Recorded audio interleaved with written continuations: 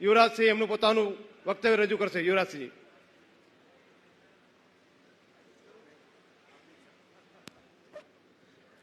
Hello. બોલો જય જોહર, જય જોહર. ભારત માતા કી, ભારત માતા કી. આજે સ્ટેજ ઉપર બિરાજમાન આમ આદમી પાર્ટીના પ્રદેશ અધ્યક્ષ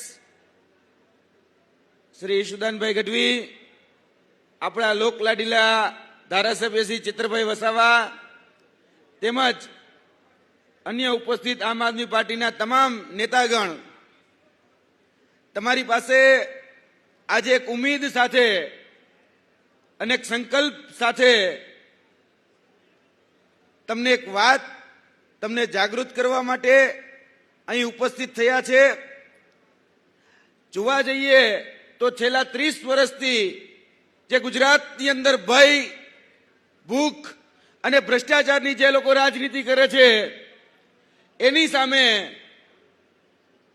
આ વખતે સ્થાનિક સ્વરાજની જે ચૂંટણીઓ આવી રહી છે તેમાં આપણી પાસે એક જડબાતોડ વિકલ્પ અને કટ્ટર ઈમાનદાર વિકલ્પ એ આપણી પાસે છે. અત્યાર સુધી બે હગા માસીએ ભાઈઓ લડતા હતા, બે જણા કુરડીમાં ગોળ ભાંગી અને ક્યાંક ને ક્યાંક ભાગ બટાઈનો હિસ્સો એ બંનેની અંદર વેચી લેતા હતા અને જે પણ ભ્રષ્ટાચારો, જે પણ કૌભાંડો થાય એમાં બંનેની મિલીભગતો હતી. અત્યાર સુધી ક્યાંક ને ક્યાંક જે રાજનીતિ જે ચલાવવામાં આવી ગુજરાતની અંદર એ ભય, ભૂખ અને ભ્રષ્ટાચારની જે રાજનીતિ હતી એની સામે હવે આપણી પાસે મજબૂત વિકલ્પ એટલે કે આમ આદમી પાર્ટી એ ઉપસ્થિત છે. આજે વિજયનો વિશ્વાસ તમે આપો કે આવનાર સ્થાનિક સ્વરાજની ચૂંટણીની અંદર જે હવે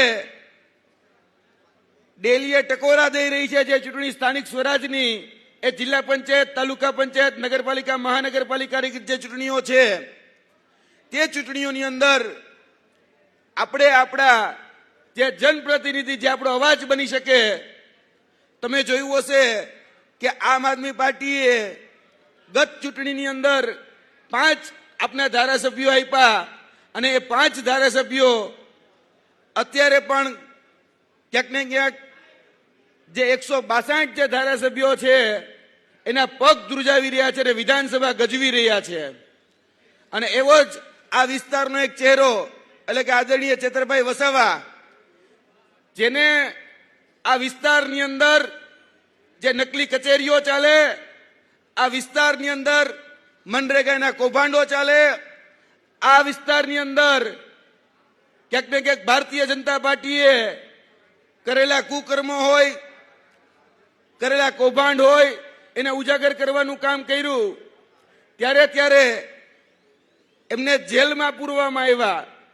તમે જોઈ લો કે જે લોકો આજે ભારતીય જનતા પાર્ટીની સામે લડે છે એને જેલમાં પૂરવામાં આવે છે.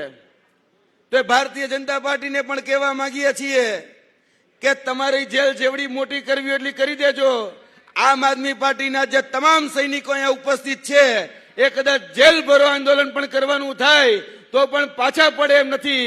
આવનાર દિવસોની અંદર 2027માં અને વર્તમાન સ્થાનિક સ્વરાજની જે ચૂંટણીઓ છે તેમાં તમને મોરે મોરો દઈ દેવા માટે આ ટીમ એ સજ્જ છે. મિત્રો, આવનાર સ્થાનિક સ્વરાજની ચૂંટણીમાં આપણે ભારતીય જનતા પાર્ટીના મૂળિયા ઉખેડી અને સુપડા સાફ કરી નાખવાના છે. આપણે બધા જ જોયું છે, બહુ મોટી વિકાસોની ડંફાસો મારે છે, પણ આપણા આ આદિવાસી વિસ્તારની અંદર એ છોટા ઉદેપુર હોય, દાહોદ હોય, એમાં પણ આજના દિવસે જે વિકાસ છે એ જોડા ખાય છે, જોલીઓમાં જોડા ખાય છે. આપણે જોઈએ છીએ કે જ્યારે આપણી માતા બહેનો પ્રસૂતિની પીડા હોય ત્યારે આ જ વિસ્તારની અંદર એને જોડીઓમાં લઈ જવામાં આવે છે. ક્યાંક ને ક્યાંક આ વિસ્તારોની અંદર જે ધારાસભ્યશ્રીઓ છે એ ધારાસભ્યશ્રીઓ અને એના પૂજ્ય પિતાશ્રીઓ એ જે આશ્રમ શાળાઓ ચલાવે છે એ આશ્રમ શાળાઓની અંદર 17 લાખ કે 18 લાખ રૂપિયા લઈ અને શિક્ષકોની ભરતી કરે છે. આપણે બધા એ વાતના તાજના સાક્ષી છીએ કે અમારા દ્વારા આજથી 6 મહિના પહેલા જ પૂર્વ આજ વિસ્તારના ધારાસભ્યના વિડીયો બહાર રાખી અને કહેવામાં આવ્યું હતું કે ભાઈ 17 લાખ રૂપિયા દઈ અને શિક્ષકોની ભરતી આશ્રમ શાળાઓની અંદર કરવામાં આવે છે. આપણે બધા જ જાણીએ છીએ કે ગુજરાતની અંદર શાળામાં શિક્ષક નથી, દવાખાનામાં ડાક્ટર નથી, ગામમાં તલાટી નથી અને કચેરીઓમાં જાય તો ક્લાર્ક નથી, પોલીસ કચેરીઓમાં જાય તો કોન્સ્ટેબલ નથી, પીએસઆઈ નથી. આ ગુજરાતની નરવી અને કડવી વાસ્તવિકતા છે. ત્યારે આ જ વિસ્તારમાંથી અવાજ ઉઠ્યો અને આજથી 1 વર્ષ પહેલા આપણે બધાએ જોયું હશે કે રિવર્સ દાંડી યાત્રા કાઢવામાં આવી અને આ જ વિસ્તારમાંથી જ્યારે રિવર્સ દાંડી યાત્રા નીકળી ત્યારબાદ આ જ ગુજરાત સરકારે 24,700 શિક્ષકોની ભરતી કરી. તેમાં કોઈનો જો મુખ્ય ફાળો હોય તો એ આપણા આદરણીય ચેતરભાઈ વસાવા છે. તો એના માટે જોરદાર તાલીઓ થઈ જાય કે આપણે આદિવાસી એક હાવજ મેળ્યો છે. હવે આ હાવજ જે રીતે ડણકે છે, જે રીતે ગરજે છે, એ જ રીતે આવનાર તે સ્થાનિક સ્વરાજની ચૂંટણીઓમાંથી તાલુકા પંચાયત હોય, જિલ્લા પંચાયત હોય, નગરપાલિકા, મહાનગરપાલિકા હોય, એમાં પણ આ જ રણકાર, આ જ ડણક એ આપણે બધાએ સાંભળવી છે. એટલે તૈયાર થઈ જાવ. આવનાર દિવસોની અંદર આપણે પણ હવે ઘરે ઘરે ચેતરભાઈ વસાવા ઉભા કરવાના છે. કારણ કે મેં તમને કીધું એમ કે ભ્રષ્ટાચારે ભેડો લઈ લીધો છે. અત્યારે ખોટા ખોટા વાયદા વચનો આપવામાં આવે છે. અત્યાર સુધીમાં ગુજરાતના યુવાનોને હેરાન પરેશાન કરવા સિવાય બીજું કશું કાંઈ આપ્યું નથી. આપણે બધા જ જાણીએ છીએ ગુજરાતની અંદર છેલ્લા 10 વર્ષમાં 34 પેપર લીક થયા છે. આપણા જ બાજુના વિસ્તારમાંથી મોટા મોટા જે બ્રિજ હતા એ બ્રિજ પડી ભાંગ્યા છે. કેમ? કારણ કે એના ભ્રષ્ટાચારનો પૈસો એ નેતાઓ સુધી પહોંચે છે. અને છેલ્લા દિવસોની અંદર તમે પણ જોયું હશે, અહીંયા સંજયસિંહ રાજ પણ બેઠા છે, તો એમને પણ અહીંયા ગંભીરા બ્રિજની જે દુર્ઘટના થઈ તો તેમાં પણ એને મુખ્ય ભૂમિકા ભજવી અને જે પીડિતો હતા એને ન્યાય અપાવવાનું કામ કર્યું.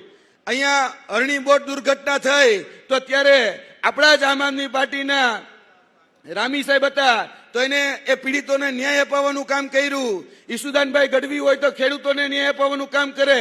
આદિવાસી સમાજના ખોટા સર્ટિફિકેટ કે આદિવાસી સમાજના જે પણ પ્રાણ પ્રશ્નો હોય, શિક્ષકોથી લઈ શિષ્યવૃત્તિથી લઈ, એ શિષ્યવૃત્તિમાં હોય છેલ્લા 1 વર્ષથી લડત લડી અને જે પોસ્ટ મેટ્રિક શિષ્યવૃત્તિ યોજના બંધ કરી દીધી હતી આ સરકારે, એને ચાલુ કરાવવાનું કામ આમ આદમી પાર્ટીના નેતા ચેતરભાઈ વસાવાએ કર્યું.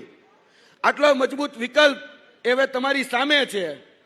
અત્યાર સુધી આપણે બધા જ જાણીએ છીએ કે હવે આ જે રાજનીતિ છે ભાઈ ભૂખ અને ભ્રષ્ટાચારની, એનો અંત લાવવો પડશે. આવનાર દિવસોની અંદર આપણે મજબૂત વિકલ્પ એ આમ આદમી પાર્ટી અને કટ્ટર ઈમાનદાર એ પાર્ટી આપણી પાસે છે.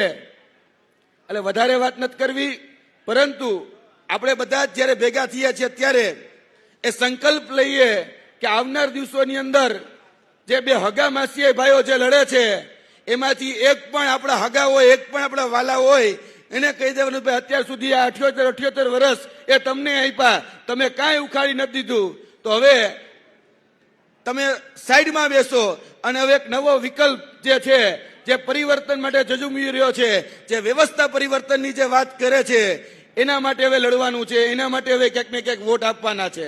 એટલે વધારે વાત ન કરતા મારી વાણીને વિરમું છું. જય જોહર, જય આદિવાસી, ભારત માતા કી જય.